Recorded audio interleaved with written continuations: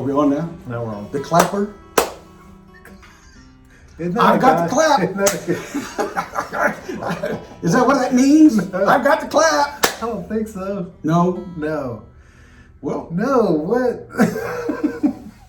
There's a guy, what's his name? Is it Clapper? His last name? Isn't that somebody? I don't know, but that kind of, is he related to the man that invented the teeter-totter that you tried to get me to purchase months ago? Oh, I don't know. I don't know. It could be related. I saw something on the internet this morning about this young man supposedly going to MIT, and he has invented some sort of power mechanism that you could plug into your house, Okay. and it reduces the electrical flow into your home, thus supposedly decreasing your monthly bill. And they show plugging into like a regular outlet, but I didn't go any further to try and see how does plugging something into an outlet cause you to reduce your electrical flow into the house. And they he said the best, recommended It's a power reducer. is some sort of power reducer. And I said, well, that's interesting. So does your air conditioner cool at half mass? I don't know. I didn't look at the whole thing because I said, this just doesn't seem like it could be real. He might have been selling those wishing rocks. Also, the little rocks that you rub and you can wish. Those don't work either. Usually anything you rub doesn't really come up with They anything. don't work. Yeah, Not if you just wish on it. You can't rub and get too many satisfactions. No. Talking about. We started with the clapper. It was your fault. You told me to clap. No, I know, but I thought we were going to talk about. Well, we can talk about all sorts of things. Yeah. Joe Burrow. How about Joe Burrow? Yeah. Poor thing. I have no idea. So this is a fresh reaction because I have no idea what happened. And you know, I know that he was a. I don't watch the pro games. I have refused to watch pro football, pro baseball, pro basketball for years because I just don't appreciate them playing a game, which they obviously have the talent and the skill to play. But for them to earn bazillions of dollars that the viewing public pays, and then they get out in front and don't stand for the national anthem, or they try to espouse their political views, and that if we don't agree with them, then there's something wrong with us. And so, Oh yeah, so you're upset about the intolerance from the people that have a bigger platform. Does that make sense? that makes You know sense. what I mean? Like, What- because that's the question I asked you. Like, if let's say somebody works their butt off all their life, you could say an Olympic athlete, but I don't even think that people really pay attention to Olympic athletes as much as they do. I don't. Say No, you don't. But I mean, the general sports watching public probably doesn't pay attention to Olympic athletes as much as they pay attention to, say, like a LeBron James or because they become cultural icons, right? They become part of the culture. Michael Jordan was one when I was growing up. Yeah, I did like Michael Jordan. I did too. I thought I could I wanted play to be like. friends. I wanted to be friends with Michael Jordan. Oh yeah. Well, I didn't know. I mean, I was in middle school, so that wouldn't have worked. You wanted to play basketball like been Michael? I did, and so we had a goal that our parents put up, and by that time they realized short, fat white boys would need a goal that goes down so they could dunk on it, so they could in their mind make them feel like they were Michael Jordan or Dominique Wilkins or Spud Webb or. Would I be dating myself if I said something about Bart Starr? Probably, because I don't. You don't know who Bart Starr is? I'm assuming he's a basketball player. No. He was. Since we were talking, He was a quarterback for the Green Bay Packers is this back like in the 60s. Lombardi? Vince Lombardi. I know that. Bart Starr was the quarterback. Bart Starr actually played at the University of Alabama, which is the only one thing about his experience that I really wouldn't be proud of. But he went to work. I went to play at Green Bay, and of course Green Bay was magnificent through the 60s. I guess I just dated myself for sure. But I just thought Bart Starr was awesome. Well, you were in elementary school, so in the '60s, so you were really impressionable. There's a small portion of that is actually correct. Oh, you were impressionable. And I still am an impressionable. So that's why I wanted to be like Mike. I did, and so I would go out and try to dunk. Well, I got to where I could dunk, but again, I was a hefty lad. With a 10-foot goal, or did you lower it? It was lowered to like 5 6 feet? feet. Yeah, Oh, it was 6. Okay. How old were you? Had to be. Gosh, I don't even know if it was middle school.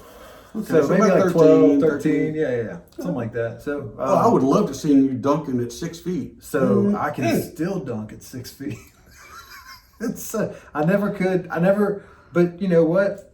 I think that some people have a natural ability to jump, but I also feel like if you work on something for 1,000 hours For long enough, you attain what you want to. Yeah. So now at my age, if I decided, you know what, I want to be able to dunk a basketball, it's going to be a lot harder as if I would have decided a 6-year-old. Well, it's going to take you longer than 1,000 hours. And because of your age and your knees, you're going to require some sort of landing. My knees are good. Not after 1,000 hours of trying to dunk. Well, I'd have to lose a little bit of weight too. Well, you'll probably do that if you keep practicing. But you'll need some type of soft landing zone for yourself because you're old. And see, now I'm not even going to attempt to try and. I know. I don't have that much time to try and become 1,000. I don't either. I don't have the time to do that. But I would like to do it. It always, I don't know. I always jumped up, but I could only get about that close to the end of the net, you know. I just Yeah. So I wasn't very good at basketball. But anyway, Joe Burrow. We got Joe Burrow, poor man. You know, obviously a superstar. Is he a cultural icon? He in Louisiana he is. What's his political views? He doesn't He's do never really expressed that I don't think I've ever heard him say anything about anything. Isn't that good? That's the part. That's the part about football or baseball or basketball. Play your game and leave the politics out of it. Because should we? Because I'm not a politician. Should anybody care what I feel like about politics? Yeah, because we do a podcast. Oh, that's specifically set up to try and. We're trying to coerce public opinion. Convince. Oh, it started with a C. We don't started with a C. We don't use that. Convince, not coerce. No, there's no coercion. Collusion. There's a lot of C words. Well, yeah, I'm. Let's stop. Okay, let's go back to Burrow. Oh, okay. Anyway, Burrow here's a poor man. He and the Cincinnati Bengals, who I've never really been even when I watched football. I liked them. I never did really like Who was the quarterback before him? Redheaded guy. The only one that I remember is Boomer Esiason from the 70s, I think he was. Yeah, he had blonde hair. Redheaded guy. Redheaded guy. Just, sorry guy, we can't remember your name, but you were pretty good until he got rid of you and got Burrow. Burrow is supposed to be better. And he's younger. That's kind of what happens. Well, but you see, and here's my beef with the Bengals? With the Bengals or any NFL team. They live for the now. They live for the now. Yeah. That's my impression.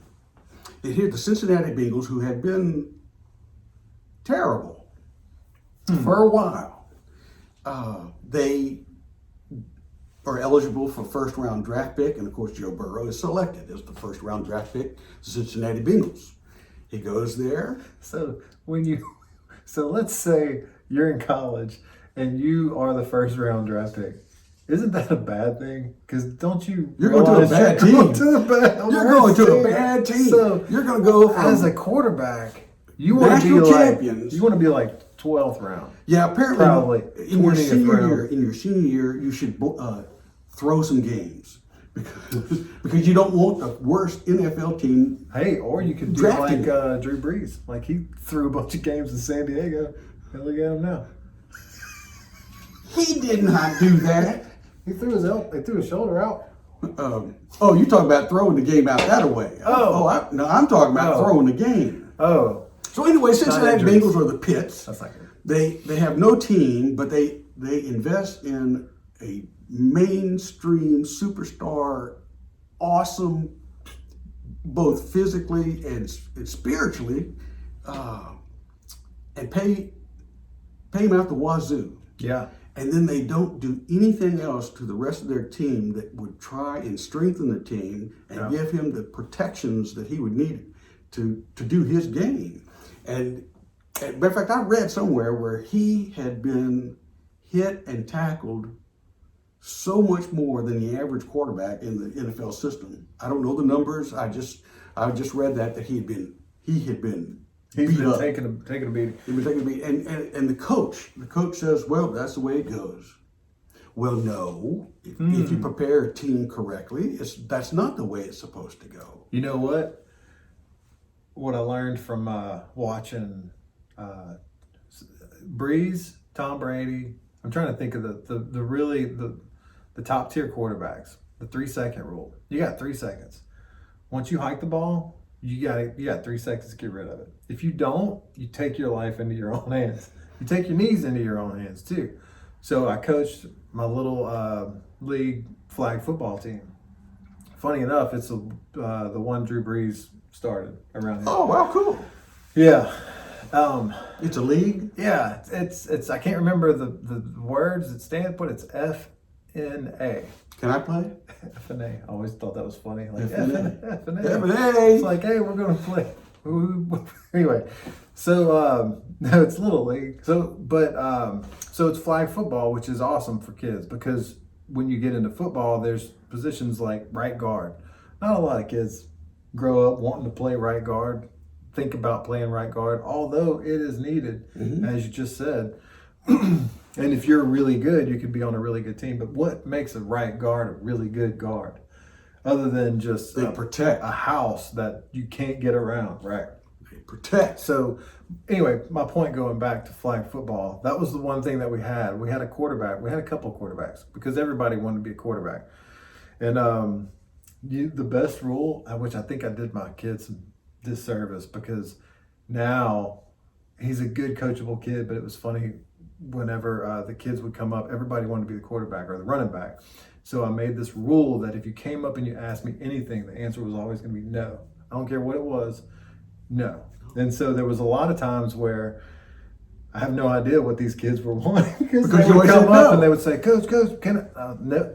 So they might have needed to go to the bathroom. If you got to go to the bathroom, go to the bathroom. Like that was not and they were old enough to know better. But with my quarterback, we had two of them. We had one that had this huge arm.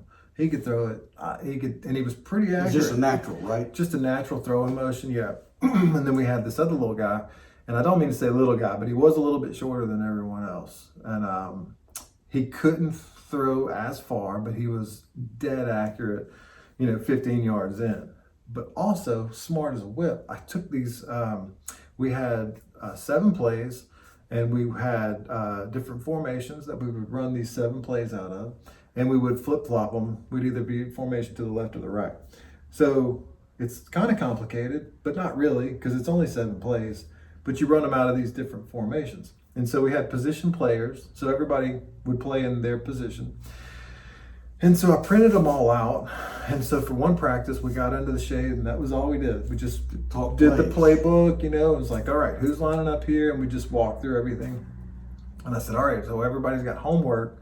We come back tomorrow, we're going to go over the plays. Well, obviously nobody learned the plays on that first day, except for this little guy that wanted to be the quarterback.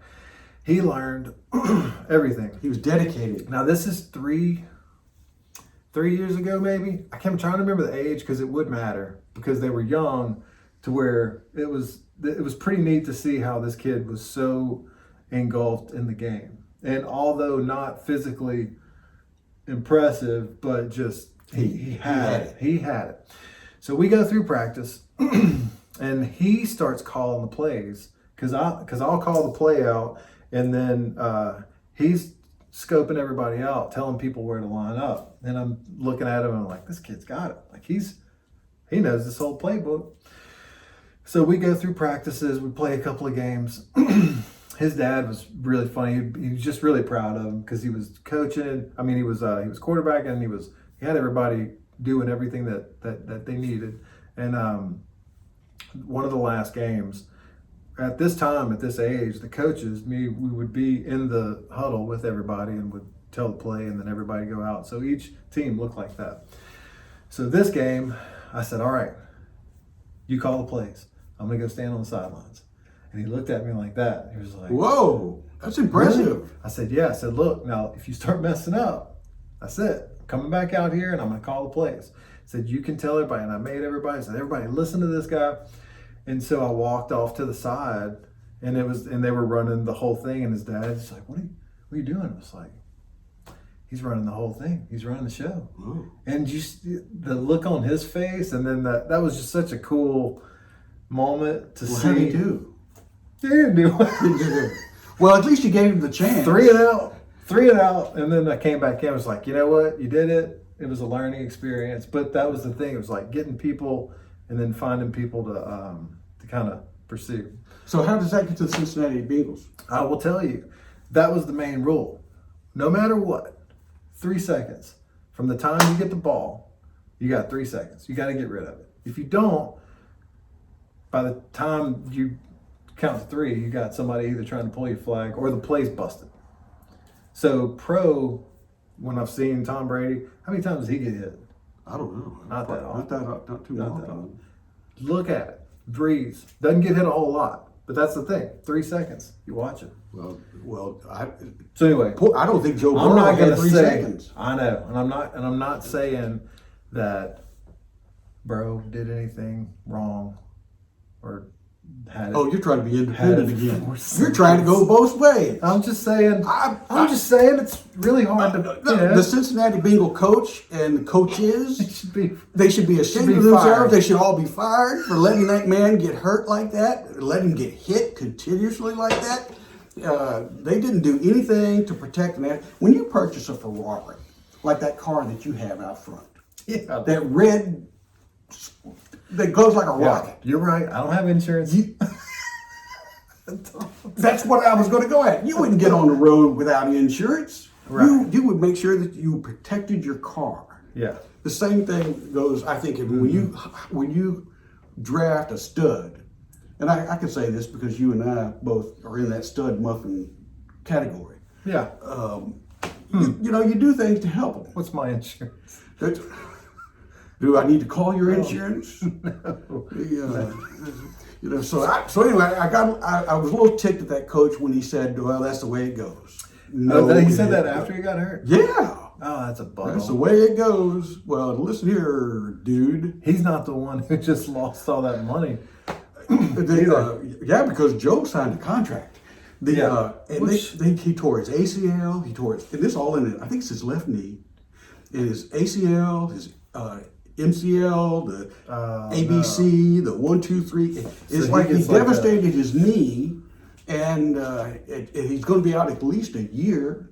And he may not even be able to really return for the next football season. And one thing I I think one thing he was really good at was his mobility.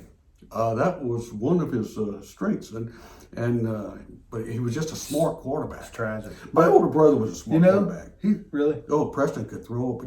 Preston's the one I spoke about a couple of weeks ago about hunting the deer. He was a natural quarterback, though. He could take a deer out. He could take a deer out as long as it was from at least 2 feet, as long as it was tied to a tree or something. But anyway, that was a joke. But anyway, Preston he just had this natural ability. He could be in a chair and he could flick his wrist and he could throw a ball 50 yards just with the flick of his wrist. And I never could. He tried to teach me how to do that, and I just didn't have it. I could not. Well, I wouldn't. I couldn't do what Preston did. He was just awesome, and I was thinking. So apparently, when you're a quarterback, it's something that comes to you naturally, and Joe Burrow had it, and yeah, I think there's probably the throwing motion, but I definitely like the little kid I was talking about, being able to the situational awareness. that's something that's I don't know if you're born with that, or if that's something you can be taught. You can probably practice it. I think you're born with it. Yeah. I think that there's just something in there that's ingrained. It's funny that now your ADD, if you're not situationally, well, that's not situational, but like it's really easy to find differences, little idiosyncrasies of people, and label them and throw some medication on it. That's a whole nother podcast. Sorry. Yeah, I Too want much coffee. I want to call my doctors and get some medication, Hmm. or You can do that. or somebody on the street. They don't. I don't think they don't. There's no insurance. Well, I need my. You don't want to protect. You got to protect your medication. I need my insurance. I need to protect my medications, and I want them paid for. Oh, here we go. Looking for a handout. I'm entitled. I've paid. I paid my dues. Yeah. And now I'm a full card carrying Medicare. Oh yeah. And talk about Medicare. I am so tired of this period of time where every commercial on television is about selecting your Medicare coverage for the next year. Well, Medicare though, is it? I mean, so is that that's a pretty good thing to have though? Oh, it's a good thing to have. I like the insurance. So why wouldn't you have Medicare for all? I don't. Okay, all I right, don't even all know. right, all right. Let's talk about that. Because it's so good. I- Why can't you share it with the rest of us? You've got to have someone. You can't have the entire. All right. That's a good segue. All right. People like me, we get old. You're getting old. Everybody gets old. Everybody gets old. And Yeah. there comes a point in time where you're really no longer. You're just not working anymore. Yeah. You Things happen. things happen. You know, I my brain exploded, and I had to retire early, and Surprising. You seem like you're okay. Just kidding. that's it's makeup. It's makeup. It's makeup. Okay. But anyway, you know, and I'm thankful that through Social Security, Medicare, I'm able to do well enough to live a normal life. Right. But if you are going to go into the direction that our nation turns into a socialist type nation, it means that yes, you have your job, but everything is directed by the government, and everything you receive is going to be directed by the government. And so the realities of socialism, which we kind of semi-talked about a few weeks ago, is the reality that people will say, well, socialism just hasn't been run correctly in the nations that have existed. That's the main argument. That's the main argument they have, which is nothing but I know you told me to be good, so I'm not going to say it, but it's a lot of bull. Okay. And the argument there is for us to take socialism and couch it to the terms dealing with morality. Now, the reason I say that is because is it moral to steal? Ooh, here's a good one. I'm not going to answer it, but Oh, chicken. no, because there's a better question. For a starving family, does that make it moral? If somebody's starving and their kids are starving, is it moral for them to take something to feed their kids, to literally get some bread to go feed their kids? Like I'm saying, like they don't have a cell phone, they don't have, they don't have anything. That's a tough one. I don't know. I mean, I know that it's not moral to steal per se, but there's circumstances that would make it seem like, if it's life or death, if it's survival. Well, I guess that That's a hard one. That is a difficult. And I'm sorry you brought it up. I don't mean to be so. The realities are cranial. though, Make that one up. you just made my cranial explode. An individual might steal to feed their family, but they may also have to recognize that they do that. There are circumstances that could fall into their There's a negative reaction. There's a negative effect of for that, whatever he does, and they need to that take act. that into account. That's true. But that's the cloudy gray area of morality. Well, what I was know? when I was thinking about morality and socialism and theft is all of a sudden, you say we lived in a world where the government basically took all of your money and then was redistributing it the way they saw fit. They're stealing your money. Yeah, but they is the people that are elected In charge. or the ones that stole the So the people that like in a socialist type of existence, say they use a voting software program that actually moves votes from one section to another, so they ultimately get their way, so they gain power. That has to be proven. It has to be proven in court of law. It is so. I know. It's I so know. obvious. I know. It's so obvious that I was just listening to. I forgot what TV channel, but there's a hearing, one of these public hearings going on in Arizona right now, and they had these Arizona legislators asking questions to people who were involved in the poll watching and the at the voting precincts and all of these things, these stories that these people are talking about are being kept out of the loop or are told to take these votes and not count them. There's a lot of things that are actually coming to the surface. Will anything ever come of it? I seriously doubt it, because the system is not built. I got an for it. alert from Apple News, like it's over. But Yeah. I don't know. I think it's so it's Where, yeah, I think kind of that, it's kind of like the well, another thing that I do think about, being an old Louisianian, and you being an old Louisianian, is our coast, and the fact that our the coastal erosion is just eating away at the state and eating away at the state. And a lot of people probably aren't aware that the Mississippi River, where the Louisiana Boot makes its curve around Angola and St. Francisville, and then there's Mississippi. Right there, the Mississippi, for thousands of years, has been like a water hose on high power, and it would flow for a little while, and then you know how a hose goes swinging back and forth. Well, the Mississippi River has done that for thousands of years too, and you can see through the different parts of the Louisiana coast the way it fanned out. the way it has fanned out through the centuries and millenniums, and but for the last 150 or so years, we have kept the Mississippi going one path.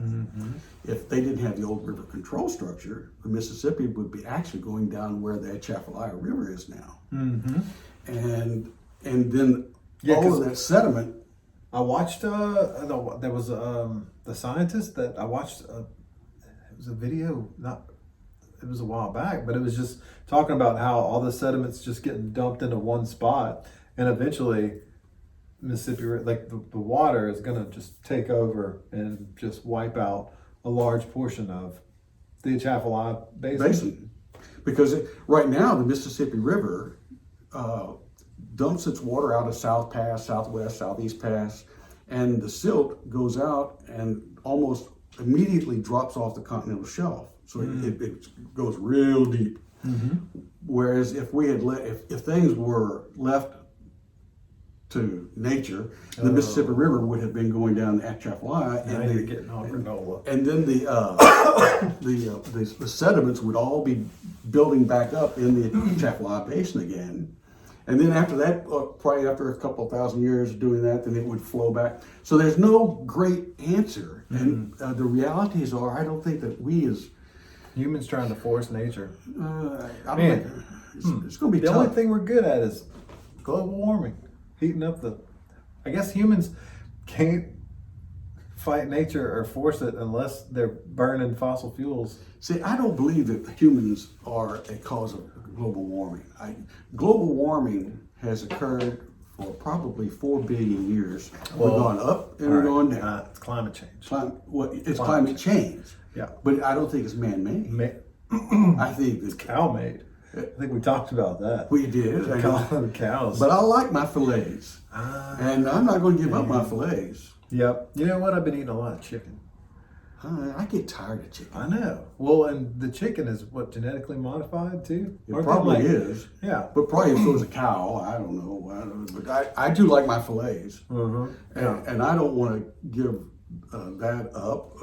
So, from the standpoint of global warming, I can agree that yes, the earth warms, but then there are also periods of time where the earth cools. Yes. And there's an ice age.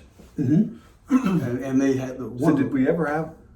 They had a mini ice age. They called it the mini ice age during the time of the American Revolution. Oh yeah. Did we ever have a man-made global warming situation? I need to look that up. You know what I mean? Because like if we've had an ice age, or if we've had multiple ice ages, surely we've had multiple hot spells. I would imagine that's true. It's like how it's caffeine. You're knocking on the door, and sometimes they just don't let you in. Yeah, you just brought back a lot of emotions. Yeah. PTSD right here.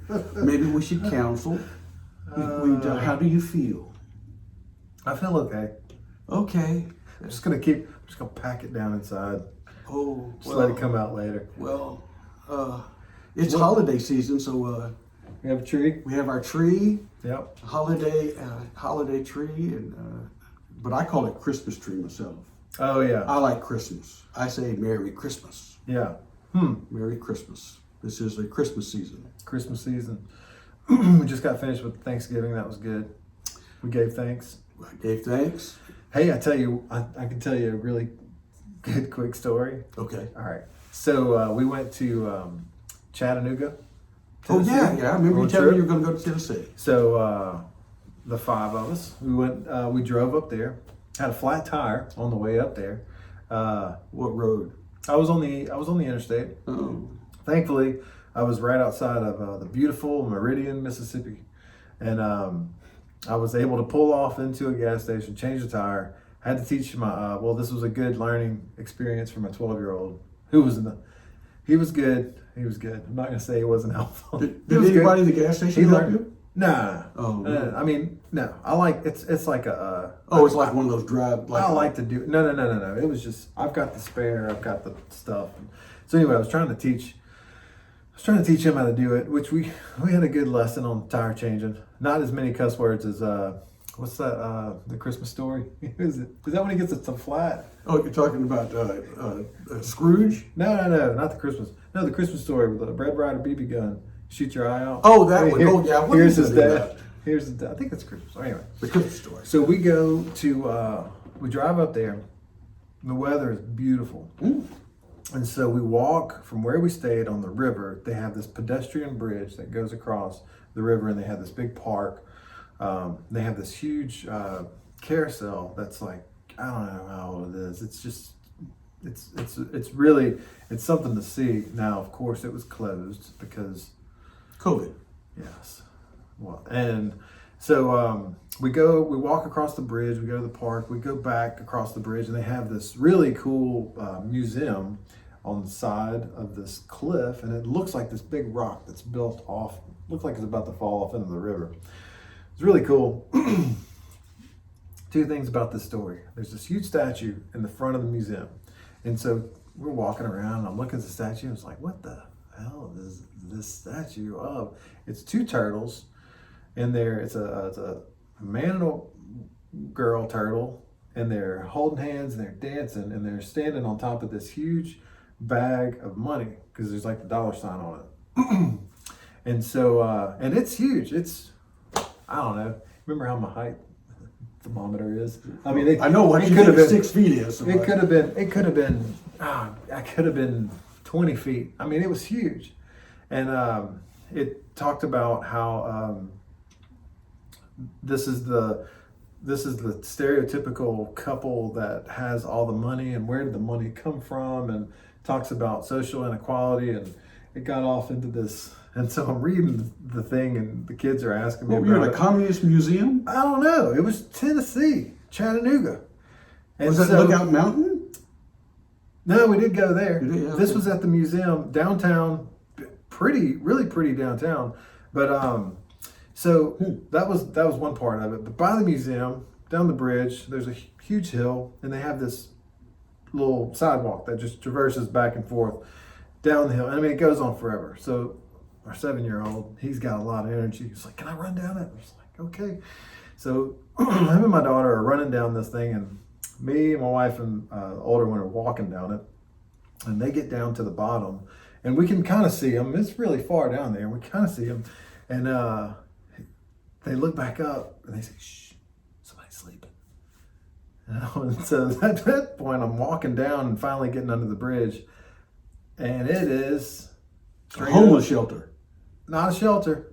Well, It's a homeless area. Technically, it is a homeless shelter, and I mean there was. Oh, I'm glad you took your kids there. Well, they took me there. Yeah, it was on, and it was one of those things that I walk into.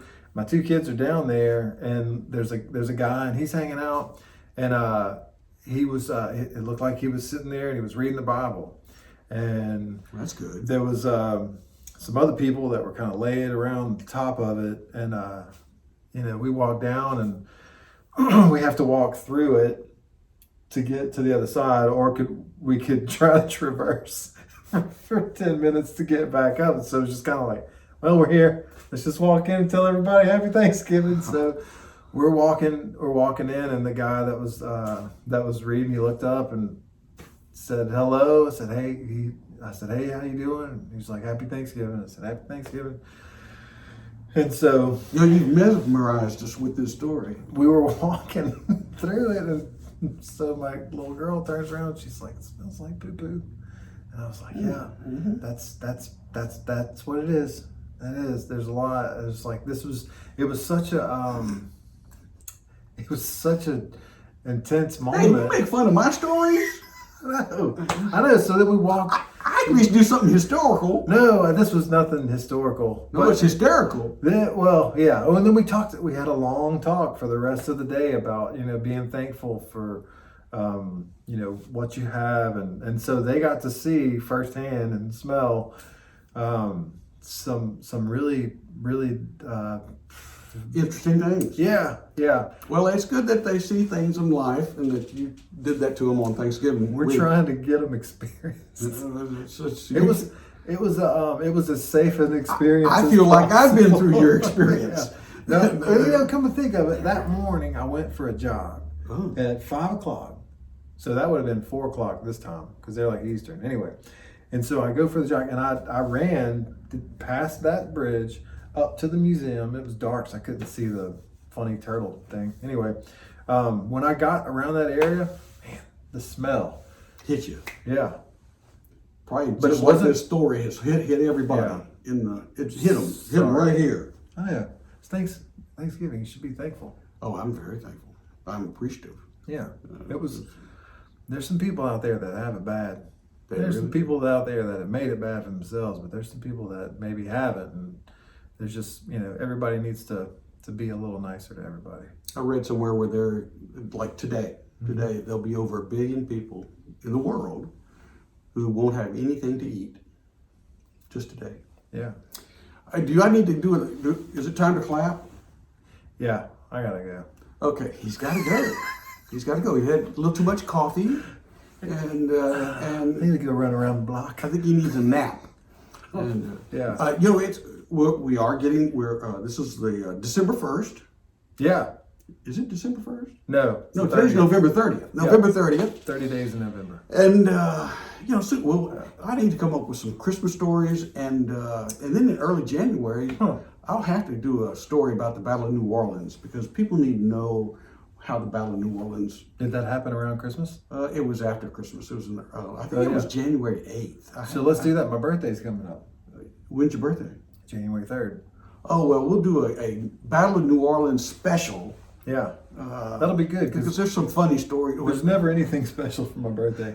It's like after Christmas, after New Year's, like the 3rd of January, like I'm kind of done. You've been an afterthought in birthdays since you were born. I don't know. I don't know if I should say that. Yeah. Well, I didn't mean it in Probably. I didn't mean it that way. Well, yeah. Well, I guess we better go because people will turn this off in a second. Yeah. So I'm going to do the clapper. Well, thanks for hanging out. Oh, definitely. Thanks for having me. Ring the bell. Subscribe. Subscribe. Send cash. Down there. Cash. Or check. Or a check, and or Visa, and well, Just post the numbers in the comment. yeah, if you give us all the numbers, including the expiration date and the 3-digit security code on the back of the card. We can't do anything without this 3-digit security code. And your zip code would be helpful too, just in case. Zip code and last name. Yeah. Last name. I'd appreciate that part too. All right. And maybe some comments that go along with your digits. Mm-hmm. Sorry, we don't have any. We don't have any more time. Next week. Next week we'll have. I don't know what we're going to do, but we'll do something mesmerizing. We hit borough. We hit homeless. We hit Medicare for all. We hit Coastal erosion. Coastal erosion. We, How could you not watch this show? How could I have done this show? It's more, how did I do this? Is that ADD? Is that? We need to get. I'm too old for ADD or whatever that is. I didn't have it in my day. Yeah, that's a new thing. We didn't have that. The microwave. Ooh, downhill. people see. I After the never microwave. stood that close to a microwave, and so it didn't impact me. Yeah. We appreciate y'all listening very, very much. Y'all have a great week. Bye-bye. Bye. That's it.